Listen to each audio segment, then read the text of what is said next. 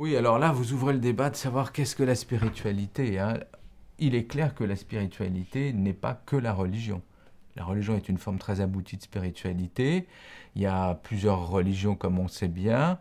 Il est certain que les études, il y a des études très sérieuses, hein, qui ont été menées sur justement l'intérêt, au fond, des religions sur eh bien, les individus et notamment les gens qui vieillissent. Il y a une discipline qui s'appelle la psychospiritualité qui essaie de voir au fond quelles sont les valeurs ajoutées eh bien, de la religion sur l'individu qui vieillit. Et les études ont montré, beaucoup d'études, donc on est quasiment certain, que les gens qui ont la chance, parce que je crois que c'est une opportunité, d'avoir des convictions religieuses, eh bien, si elles sont bien assimilées, ont des atouts supplémentaires pour vivre bien et longtemps. Pourquoi?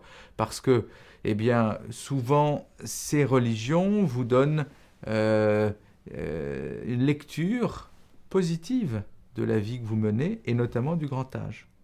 Elles vous aident à mieux comprendre, au fond, votre finitude. Donc, l'angoisse de la mort est, dans l'ensemble, mieux acceptée par les gens qui ont des convictions religieuses. Et puis, en plus, la religion, habituellement, elle vous enseigne des préceptes qui se rapprochent au fond de tout ce qui est dit sur une bonne hygiène de vie. Il n'y a pas une religion qui va vous dire il faut boire et fumer jusqu'à pas d'âge. Évidemment que non.